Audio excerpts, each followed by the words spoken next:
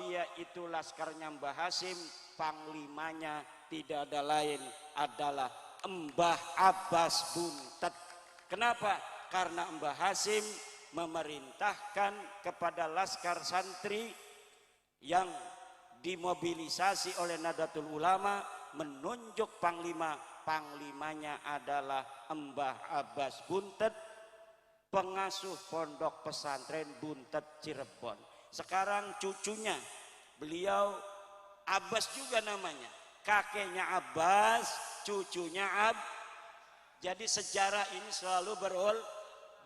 Kalau saya dengan Ki Imaduddin Al-Bantani bicara masalah nasabnya Ba'alwi, ini mohon maaf, jangan di framing bahwa saya dengan Kiai Imad itu benci kepada Ba'alwi. Saya tidak punya benci kepada Ba'alwi, saya tidak punya musuh kepada Ba'alwi. Tidak, karena saya adalah mentalitas Nahdlatul Ulama, tidak pernah diajari benci sama ulama. Jangan suka dibalik-balik Anda. Dan Anda jadi kepolisian, jadi TNI, jangan pengecut Anda. Membela bangsa itu harus tegas.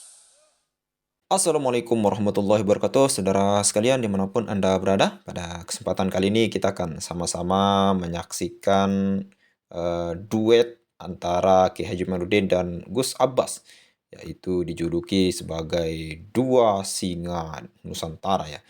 Nah, dalam hal ini beliau berdua satu panggung pada haul Mbah Zainal Abidin di Gresik ya, meskipun acara ini sempat ada kericuhan sedikit, sempat dihalangi oleh para muhibbin. Lalu kemudian acara ini juga dituntut oleh Kapolres untuk tidak membahas nasab. Namun Gus Abbas langsung gas saja bahas nasab. Oke, langsung saja mari kita sama-sama simak video berikut. Salah satu, bukan salah satu Kiai, satu-satunya atau yang pertama menerima Pancasila sebagai asas tunggal bagi negara kesatuan Republik Indonesia ini. Maka Nahdlatul Ulama yang merupakan lembaga dari ajaran-ajaran Wali Songo ini wajib kita jaga.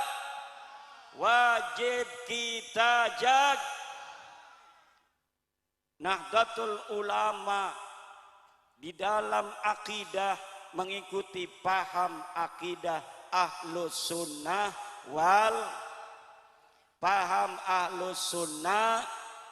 Ahli Sunnah apa? Ahlus Sunnah wal Jamaah An-Nahdiyah. Apa namanya? Ahlus Sunnah wal Jamaah Apa itu Ahli Sunnah wal Jamaah Nahdiyah? Dan kenapa Ahli Sunnahnya NU harus ada Ahli Sunnah wal Jamaah Nahdiyah? Karena hari ini banyak orang yang mengaku-ngaku ahli sunnah, tetapi ajaran ahli sunnah dibelokkan, saudara. Betul? Ngaku ahli sunnah wal jamaah, jarah kubur haram. Betul? Ngaku ahli sunnah wal jamaah, kunut bid'ah. Betul? Ngaku ahli sunnah wal jamaah, maulid haram. Betul? Ngaku ahli sunnah wal jamaah, tetapi bagaimana dia berhubungan dengan negara dianggapnya kafir, negara dianggapnya taghut, negara yang tidaklah bermerek Islam dianggap negara yang tidak bersyariah. Na'udzu, sampai ada orang yang mengatakan daripada orang yang mengaku ahli sunnah wal jamaah hari ini, orang yang punya KTP Indonesia sudah termasuk orang kafir. Na'udzu. Kenapa? Karena KTP adalah produk dari negara Indonesia, dan negara Indonesia menurut mereka adalah negara kafir. Kafir dari mana? Apakah negara kita Republik Indonesia ini menghalang-halangi orang Gresik untuk sholat? Jawab. Apakah NKRI menghalangi orang Gresik sholat dhuhur? Apakah negara kita, polisi melarang orang-orang Gresik untuk puasa Ramadan? Apakah polisi kita ada yang menghalang-halangi pondok pesantren? Ada yang menghalang-halangi pengajian? Ada yang menghalang-halangi haul? Tidak ada, saudara. Maka aneh kalau ada orang yang mengatakan negara kita bukan negara bersyariah.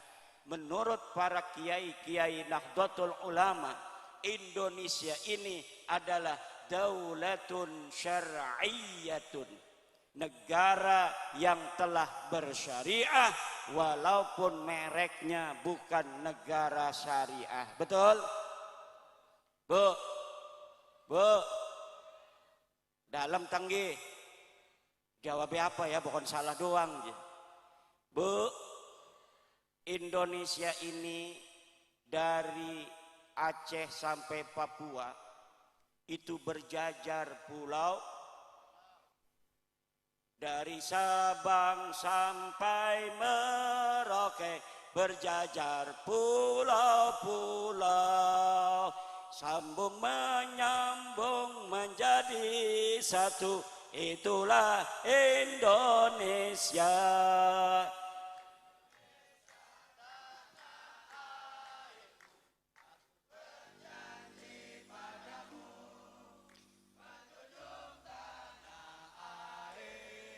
Tanah airku Indonesia. Itu ibu-ibu, pulau-pulau yang berjajar itu jumlahnya berapa? 17.000 pulau. Orangnya yang hidup berapa? 270 juta orang. Sukunya ada berapa? 700 suku bangsa dan bahasa, 1.400 suku bangsa dan bahasa. Agama yang ada di Indonesia bukan hanya Islam. Islam 90%, tetapi yang lainnya ada Kristen, ada Katolik, ada Hindu, ada Buddha, ada Konghucu, ada aliran kepercayaan. Aliran kepercayaan ini berapa orang adanya? 12 juta, Bu. Orang yang percaya kepada Allah, tapi dia tidak mengaku Islam, dia tidak mengaku Kristen, dia tidak mengaku Buddha, dia tidak mengaku Hindu, jumlahnya 12 juta uang. Akeh ikudi. Jangan dikira orang-orang yang tidak beragama tapi dia bertuhan kepada Allah di Indonesia ini, menurut laporan data statistik jumlahnya 12 juta orang. Maka oleh karena itu negara kita, walaupun presidennya Islam, menterinya Islam, DPR-nya Islam, dalam membuat hukum harus mengayomi seluruh agama yang ada di Indo. Itu namanya toleransi. Ketuhanan yang Maha Esa, bahwa negara Indonesia ini disyaratkan orang-orangnya, bangsanya, semuanya, negara berdiri di atas fondasi percaya kepada Tuhan yang Maha Esa. Kemanusiaan yang adil dan beradab, bahwa seluruh manusia Indonesia, baik dia orang Aceh, dia orang Jambi, orang Riau, orang Palembang, orang Minang, orang Lampung, orang Banten, orang Jateng, orang Jatim, orang Gresik, wong pinter, wong bodoh, semuanya di hadapan negara Republik Indonesia ini hukumnya lima alaihi. Dia mempunyai hak dan dia mempunyai kewajiban kepada negara kesatuan Republik. Maka PWI berdiri dan berjuang dalam landasan itu. Betul? Maka PWI didirikan bukan untuk gulet, tapi untuk dapat pahala yang banyak. Kalau kita mau berjuang untuk negara kesatuan Republik Indonesia ini, menjaga negara ini selama-lamanya ila yaumil qiyamah, maka siapa saja yang berpikiran seperti itu, setiap langkahnya, duduknya, menjaga kiainya adalah pahala untuknya dari Allah Subhanahu wa ta'ala. Bu, saya ini sudah 4 hari tidak pulang, ninggalin santri, santri wis pada kumisen bebarang balik. Kenapa? Karena ada safari dakwah di daerah Banyumas, Purbalingga dan sekitarnya, Cilacap, dan malam hari ini malam yang keberapa? Jumat, Sabtu, Minggu, malam Senin. Iki malam apa iki, Kiai? Malam Selasa. Waduh. Malam Selasa. Udah berapa malam suara saya udah habis. Maka nanti kita akan dengarkan dengan begitu padat dari kiai-kiai yang lain, wabil khusus dari guru kita bersama, Ketua PWI kita Al-Mukarram, Al-Alim, Al-Alama, Sahibil Fadilah, Al-Sayyid, Al-Syarif, Abbas Bili Yaksi. Ini Bu, cucunya Mbah Abbas Buntet. Siapa itu Mbah Abbas Buntet? Pendiri Nahdlatul, salah satu pendiri Nahdlatul Ulama, dan beliau adalah Panglima Laskar Hizbullah waktu perang di Surabaya. Orang Gresik, Surabaya, Tuban pada perang. Kalau dia itu laskarnya Mbah Hasim, panglimanya tidak ada lain adalah Mbah Abbas Buntet. Kenapa? Karena Mbah Hasim memerintahkan kepada laskar santri yang dimobilisasi oleh Nahdlatul Ulama menunjuk panglima. Panglimanya adalah Mbah Abbas Buntet, pengasuh pondok pesantren Buntet Cirebon. Sekarang cucunya, beliau Abbas juga namanya, kakeknya Abbas, cucunya Jadi sejarah ini selalu berulang. Dulu yang menjadi pasukan Mbah Hasim Asy'ari orang Gresik, orang Tuban, Bondowoso, Situbondo, Jember, Malang, Surabaya dan sekitarnya. Sekarang juga PWI di Jawa Timur, alhamdulillah, semarak luar biasa. Ini pengulangan sejarah. Ketika itu adanya Laskar Hizbullah, Mbah Abbas Buntet dan Mbah Hasim Asy'ari adalah untuk mengusir penjajah nikah sekutu dari bumi Surabaya, dari bumi Jawa, dari bumi Nusantara. Maka cucunya dengan PWI akan mengusir setiap orang-orang yang ingin memperbudak bangsa Indonesia. Wallahu huwal muwaffiq ila aqwami thariqin. Wassalamualaikum warahmatullahi wabarakatuh. Waalaikumsalam warahmatullahi wabarakatuh. Terima kasih kami haturkan kepada Romo Kiai Haji Imaduddin Usman. Para bapak, para ibu, tasih semangat nggih. Allahumma sholli ala Muhammad. Selanjutnya pun acara pamungkas Mau'idatul Hasanah, ngaji bareng, yang mana hal ini akan disampaikan langsung oleh Romo Kiai Haji Abbas Bili Yaksi, yang mana tadi berulang kali disebutkan bahwa beliau adalah cucu dari pahlawan nasional, cucu dari pelopor perjuangan yang ada di peperangan 10 November. Demikian, oleh karena itu dumateng Romo Kiai Haji Abbas Bili Yaksi, waktu dan tempat kula sumenggaaken.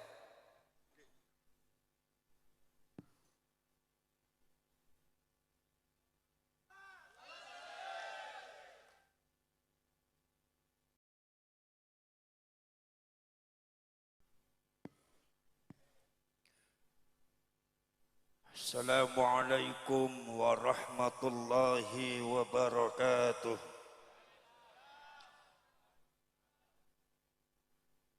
Bismillahirrahmanirrahim. Nahmaduka Allahumma ya man manaha ahbabahu bil waridatil ilahiyah.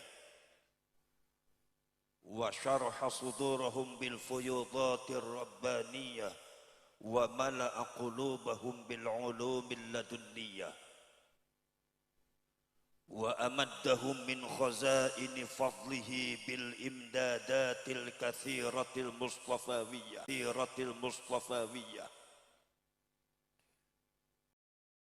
فجعل منهم أئمة لاستخراج المعاني الخفية والاطلاع على سر الخصوصية والكلمات المرضية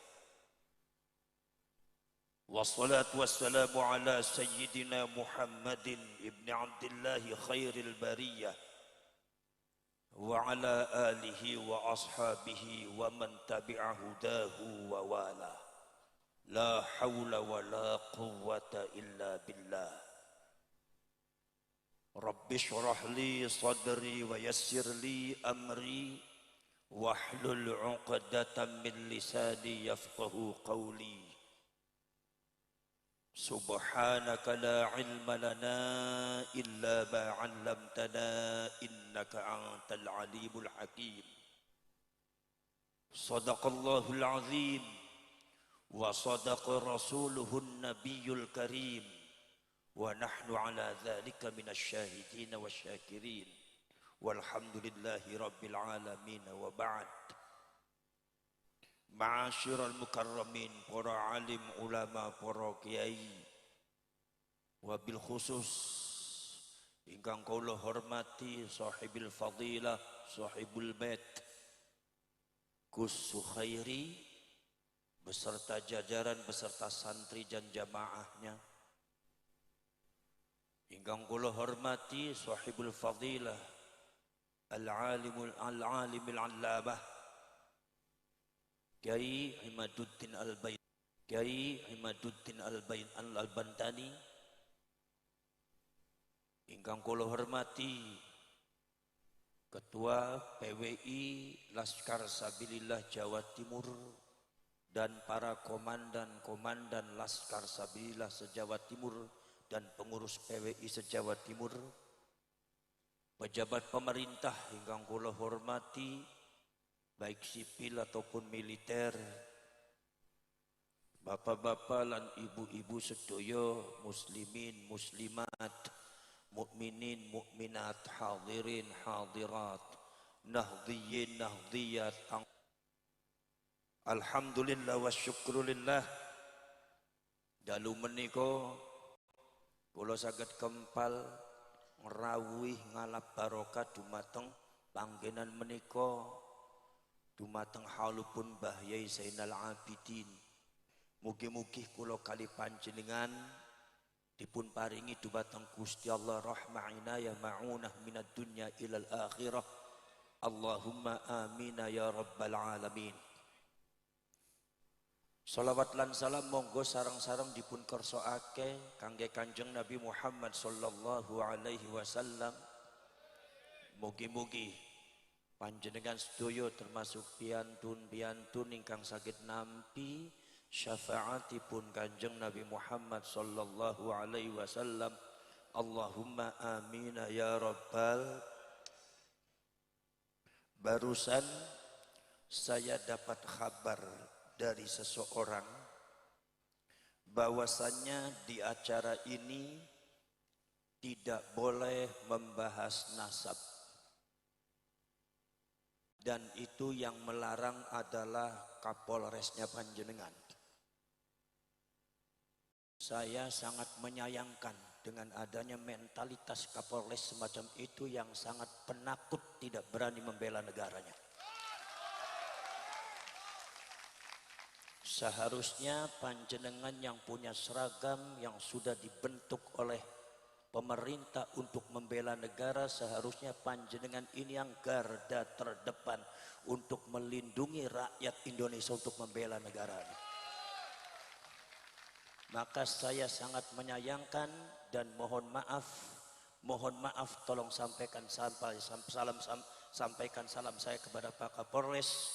Saya hormati larangan Anda, tapi mohon maaf rakyat sudah menuntut saya untuk melakukan itu semua.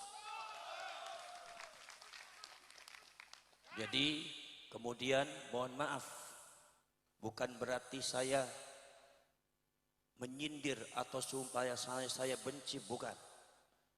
Tapi yang namanya Polri dan militer ini adalah dibentuk untuk melindungi bangsa dan negara. Kenapa Anda terlalu kecut menghadapi Ba'alwi? Saya mau jawab alasan Anda apa? Kenapa Anda yang disebut Polri, yang disebut militer berseragam loreng, ternyata Anda kecut menghadapi Ba'alwi? Alasan Anda apa? Copot loreng Anda, copot seragam Anda kalau Anda memang sudah tidak bisa membentengi negara. Ini negara sangat berbahaya, saudara. Adanya Ba'alwi mencaci maki kiai, Anda diam, wahai Polri. Sampai kemarin itu Gus Yusuf digoblok-goblok, nggak ada tindakan dari Polri, tidak ada yang melarang itu. Tapi kita yang mau mencerahkan bangsanya, memberikan petunjuk kepada bangsanya, supaya bangsa ini merdeka dari perbudakan, supaya bangsa ini matanya melek karena ada sistematis penyergapan bangsa ini tanpa terasa, karena kita sudah disuntik mati suri oleh klan tertentu yang berasal dari luar Indonesia. Tapi Anda melarangnya, alasan Anda apa? Anda ini jadi jenderal pengecut amat. Mosok kalah marang santri sampai ini. Gini apa mboten? Gini apa mboten? Sekarang saya tanya kepada sampean saya. Apakah saya akan menuruti apa yang dilarang oleh orang-orang yang kecut pengecut membela bangsanya, atau kita teruskan bicara membela bangsa?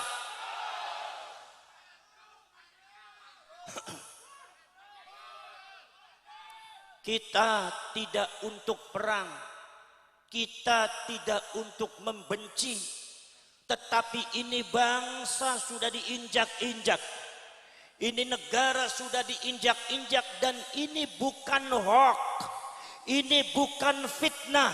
Kalau mereka mengatakan menfitnah, itu adalah kelicikan mereka. Ini bukan mengadu domba, tapi dalam rangka menyelamatkan bangsa dan rakyatnya. Kalau mereka mengatakan mengadu domba, itu diantara kelicikan mereka menghadapi pribumi. Enggak boleh seperti itu, saudara. Ini subhanallah, bangsa ini sudah dibiarkan terlalu lama. Saya kadang-kadang agak dongkol juga, ada beberapa oknum-oknum Polri dan TNI yang rela menjadi budak dan jongosnya Ba'alwi. Bagaimana Anda bisa membela negara kalau Anda mentalitasnya seperti itu? Betul lah betul? Betul lah betul? Makanya tolong jangan larang rakyat membela negaranya. Jangan larang-larang rakyat untuk membicarakan sejarahnya. Jangan larang-larang para ulama, para kiai untuk mencerahkan, menyelamatkan rakyat dan bangsanya. Tolong jangan dilarang. Karena ini kewajiban daripada para ulama. Betul lah betul? Saudara-saudara sekalian, subhanallah.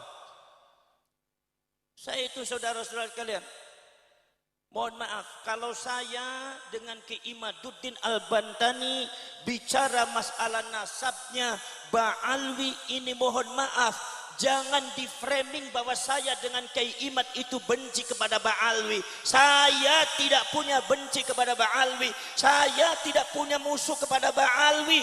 Tidak, karena saya adalah mentalitas Nahdlatul Ulama, tidak pernah diajari benci sama ulama.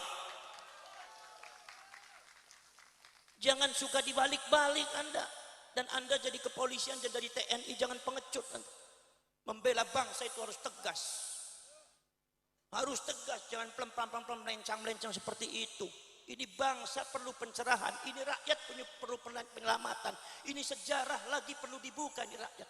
Jangan dibodohi terus. Anda rela bangsa ini bodoh akan sejarahnya, bangsa ini didoktrin dengan hal-hal yang tidak benar. Mereka dibiarkan mendoktrin, mereka dibiarkan menaburi racun di setiap pojok rakyat Indonesia. Tetapi ketika ada ulama kiai yang mencerahkan, menyelamatkan rakyat, Anda larang. Mentalitas apa Anda itu? Turun Anda dari Polri. Jangan sangka Anda itu punya seragam, kemudian kita juga tidak berani menghadapi Anda. Anda dengan kita punya beda pangkat aja. Yang namanya badan sama kita, darah juga sama mengalir merah. Kalau Anda merasa jenderal, kalau Anda merasa jadi Kapolri, tapi Anda takut untuk membela negara, turun Anda dari Polri-nya, turun dari TNI-nya.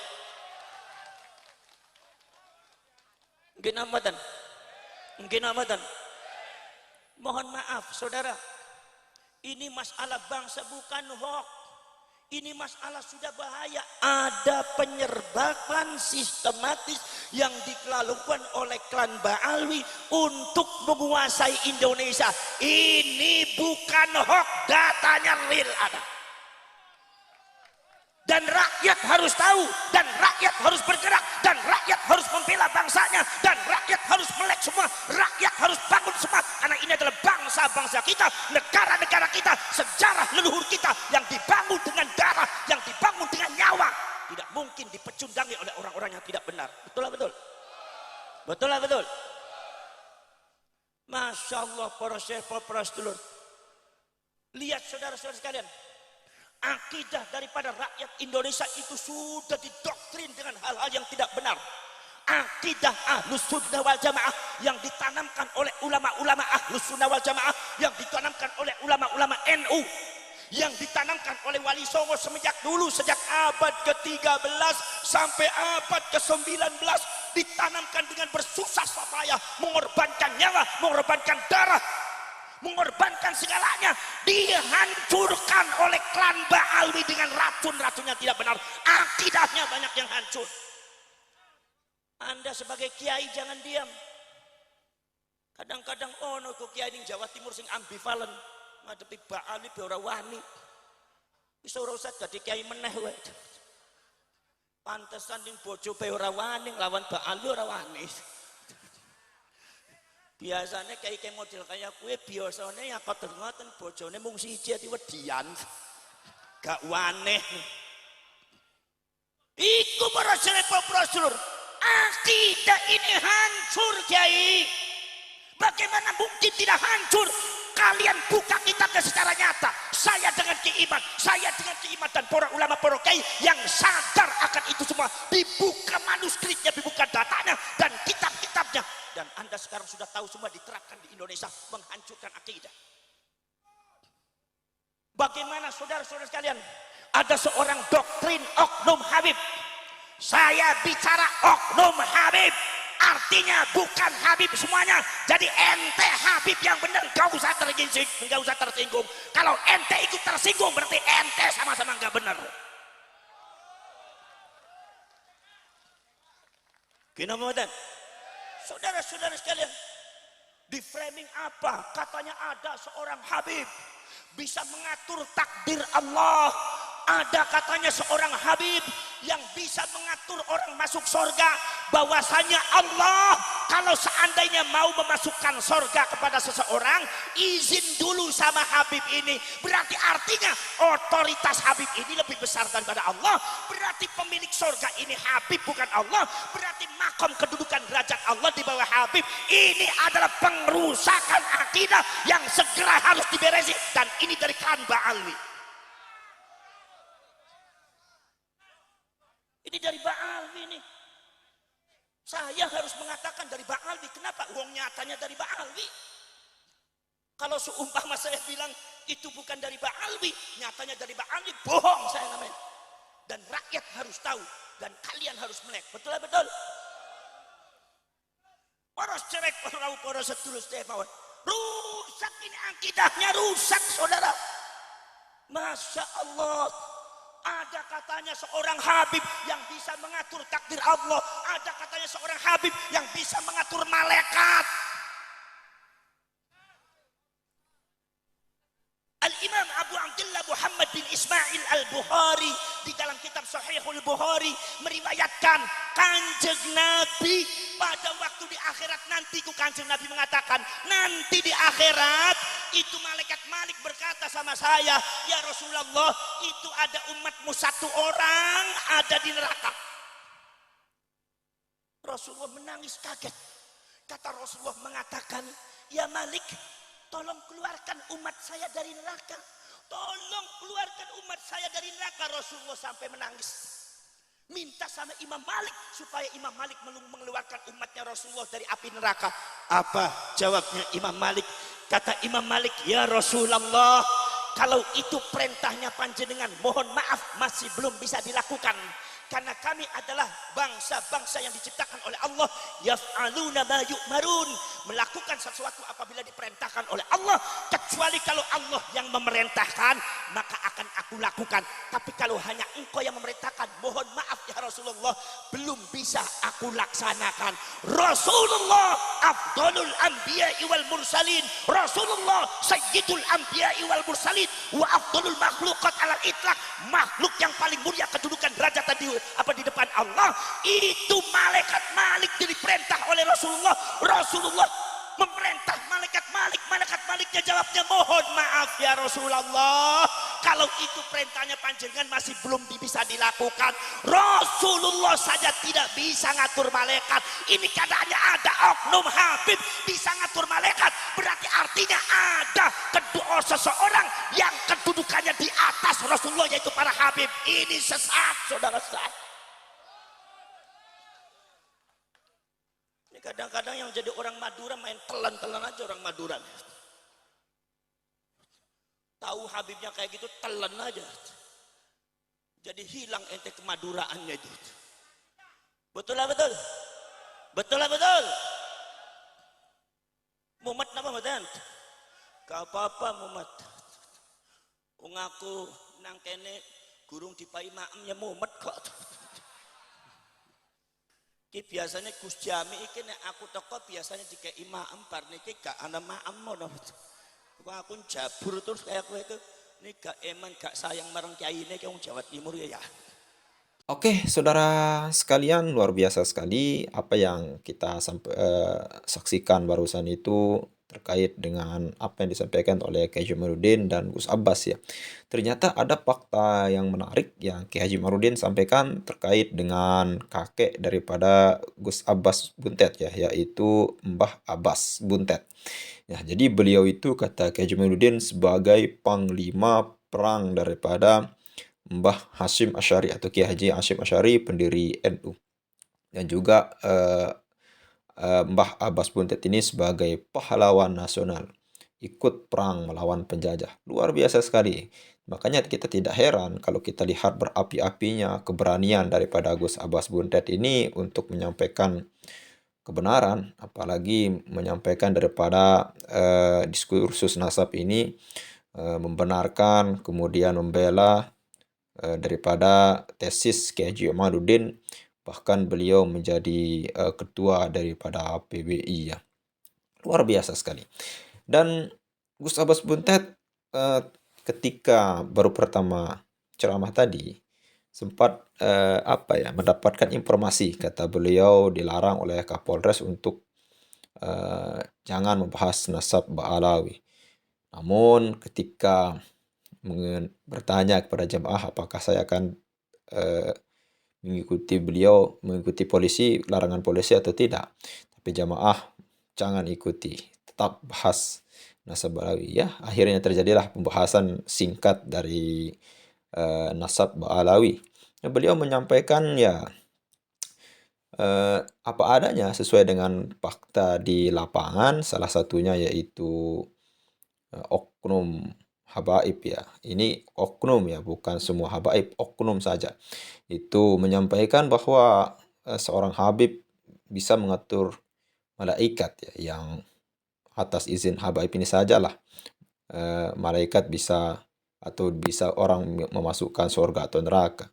Nah, ini merupakan penyesatan dari segi akidah ya. Dan kata Kiai Haji Abbas Buntet juga ini merupakan pengerusakan akidah secara terstruktur ya, secara masif, secara pelan namun pasti ya.